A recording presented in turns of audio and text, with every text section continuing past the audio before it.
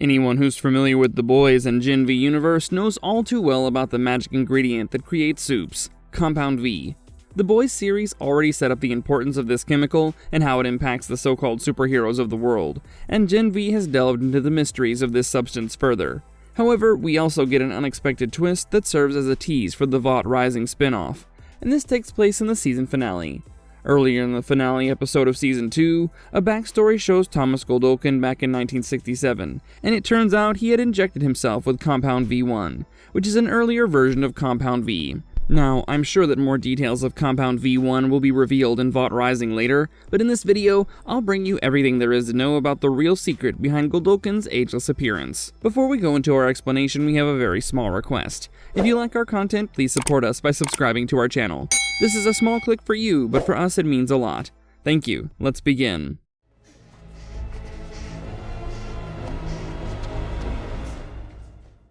How it all started for Thomas Godolkin. Let me take you back to that absolutely wild opening scene from Gen V Season 2. We're in 1967 at Project Odessa, and there's a catastrophic lab fire breaking out. Scientists are experimenting with an early iteration of Compound V, and things go horribly wrong. Everyone's panicking, the lab is engulfed in flames, and in the middle of all this chaos, we see Thomas Godolkin making a split-second decision that would change everything. As the fire consumes him, he manages to inject himself with Compound V1 just before the flames completely overtake his body. The scene circles back to this moment and reveals exactly why Godolkin survived when he should have died. That injection of Compound V1 saved his life and fundamentally transformed him in ways that regular Compound V never could. Even though his body was horrifically burned beyond recognition, looking like something straight out of a nightmare, the V1 formula kept him alive for nearly 60 years. We're talking about a man who was turned into a living corpse, confined to a hyperbaric chamber, barely clinging to existence, yet somehow still conscious and plotting his next move.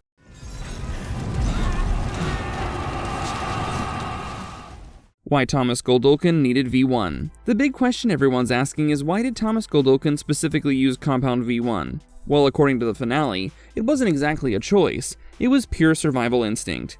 When his colleagues went rogue and started testing the formula on themselves behind his back, everything went sideways.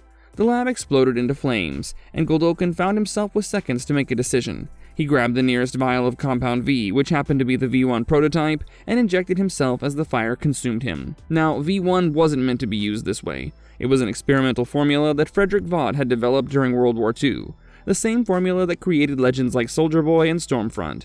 But in that moment of desperation, it was Godolkin's only shot at survival, and somehow, against all odds, it worked.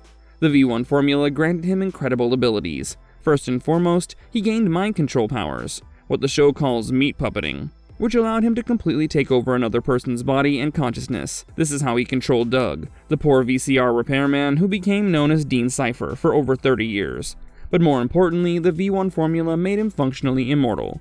His body stopped aging the moment that serum hit his bloodstream. Even though he was burned so severely that he looked like charred remains, he didn't die. He just existed in that tormented state for decades, waiting for the right moment to make his move. The devastating effects of Compound V1. Unlike regular Compound V, which we've seen throughout The Boys and Gen V, V1 has some very specific and extremely powerful effects that set it apart from every other iteration of the formula. The most significant effect is biological immortality. When you take V1, your aging process essentially stops. We see this with Soldier Boy, who was injected with V1 during World War II and should be over 100 years old by now, yet he looks like he's in his early 40s. Same thing with Stormfront. She was born in 1919, took V1 in her late teens or early 20s, and remained looking young until her death in The Boys Season 3.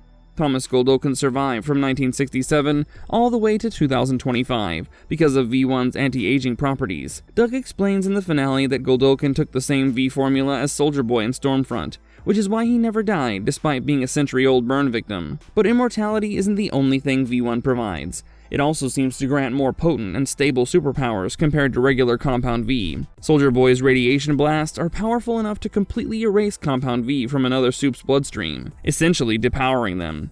Stormfront had incredible strength, lightning powers, flight, and healing abilities that kept her alive for a century. Thomas Godolkin's mind control was so advanced that he could completely puppeteer another human being for decades, living vicariously through them while his real body stayed hidden in a hyperbaric chamber. There's also the intensity factor. V1 seems to hit differently than regular Compound V. It was developed by Frederick Vought himself during the Nazi regime, tested on concentration camp prisoners until he perfected the formula enough to use on his wife, creating Stormfront. This original formula was pure, undiluted, and incredibly dangerous. Most adult test subjects who took early versions of Compound V either died or became horribly deformed. But those who survived and got the refined V1 formula became some of the most powerful supes in existence. How Compound V1 impacted Soldier Boy. Soldier Boy was one of Vought's earliest success stories, a propaganda machine created during World War II to be America's answer to Captain America, except way more twisted and morally bankrupt. He was given V1 during the 1940s when Frederick Vought was still perfecting the formula, and the results were extraordinary. First off, Soldier Boy became incredibly powerful. We're talking superhuman strength that rivals Homelander, near invulnerability, and eventually, after the Russian experiments, the ability to generate nuclear-level radiation blast from his chest. But what really sets him apart is his longevity. Soldier Boy was born around 1919, which means he should be well over 100 years old. Instead, he looks like he's maybe in his early 40s. He aged normally until he received V1, and then his aging process slowed to an absolute crawl. While he was frozen or sedated by the Russians for part of that time, the fact remains that by 1983, when he was captured, he'd already been alive for 64 years and still looked like he was in his prime. The V1 formula also seems to have made Soldier Boy more durable than most supes. During his torture in Russia, they subjected him to Novichok nerve agents and constant experimentation, which gave him his chest blast abilities. A regular supe probably would have died from that kind of sustained trauma, but Soldier Boy's V1 enhanced physiology kept him going.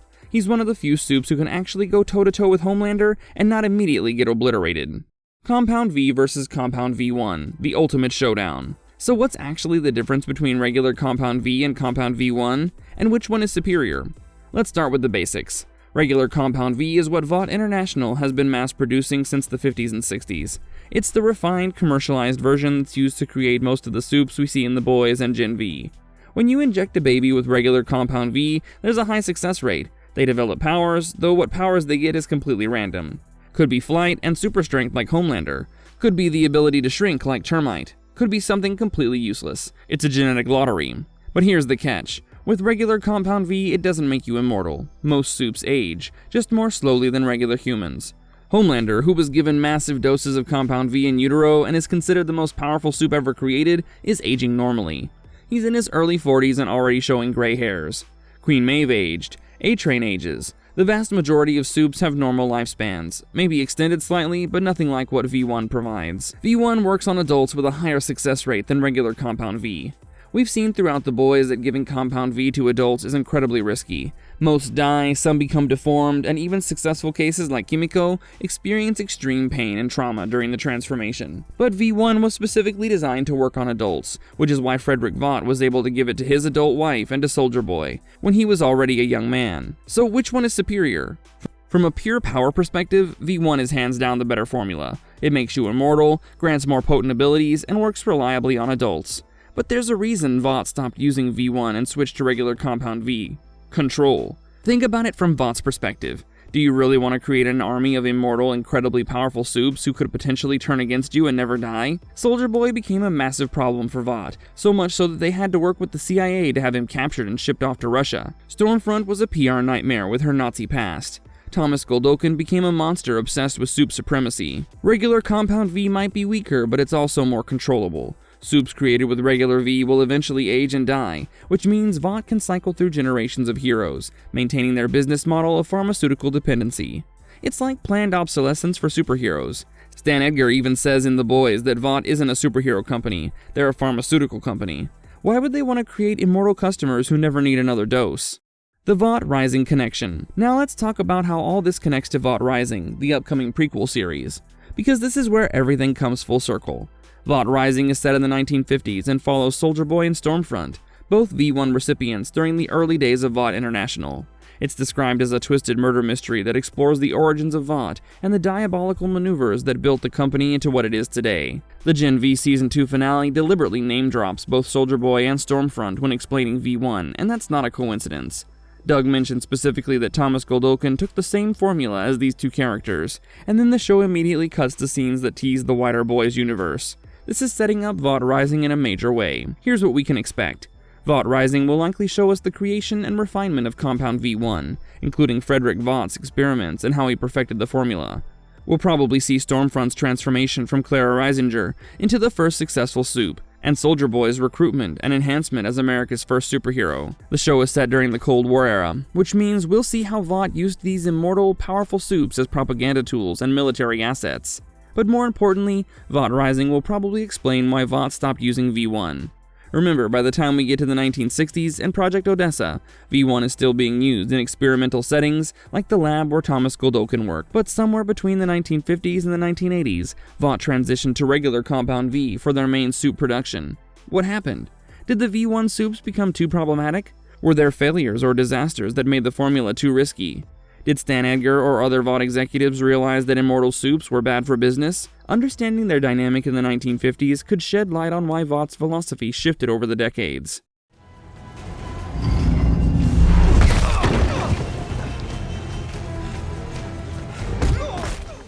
Why this matters for The Boys Season 5. As we wrap up, let's talk about why the V1 reveal in Gen V Season 2 is so crucial for The Boys Season 5, which is going to be the final season of the main series. The finale of Gen V literally ends with Marie, Jordan, Emma, Sam, Kate, and Annabeth joining Starlight and A-Train in the resistance against Homelander. These young supes, trained and leveled up by Thomas Godolkin's brutal methods, are now going to be key players in the war against Vought. Marie's abilities, which were specifically cultivated through Project Odessa and V1 experimentation, make her one of the few people who could actually pose a threat to Homelander. Her blood manipulation is so advanced that she could theoretically stop Homelander's heart or rupture his brain from the inside. The Gen V showrunner even confirmed that Marie would give Homelander a run for his money in a fight. The revelation about V1 also sets up a potential storyline where Homelander tries to become immortal like his father.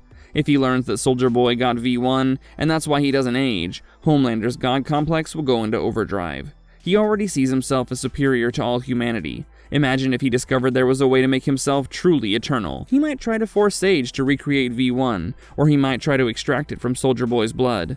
Either way, it's going to be a major plot point. Sister Sage's involvement is also interesting. In the Gen V finale, she's clearly disturbed by Thomas Godolkin's methods and ends up helping Polarity escape, which leads to Godolkin's defeat. She's playing her own game, and learning about V1's history might factor into her ultimate plan. She's the smartest person alive. If anyone can recreate V1 or develop something even better, it's her.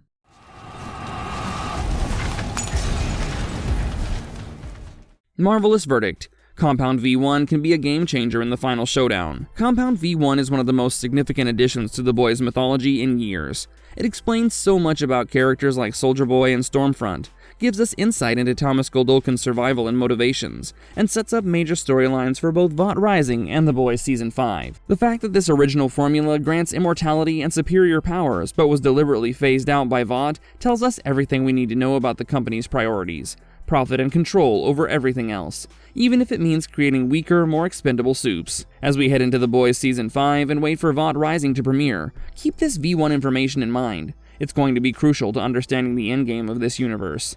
Whether it's Homelander seeking immortality, Marie using her V1 enhanced abilities to fight back, or new revelations about Frederick Vaught's original experiments, Compound V1 is the key to everything. If you enjoyed this breakdown, make sure to hit that like button, subscribe to the channel, and drop a comment letting me know what you think about the V1 reveal. Are you excited for Vought Rising? Do you think Homelander will try to get V1 for himself? Let's discuss in the comments.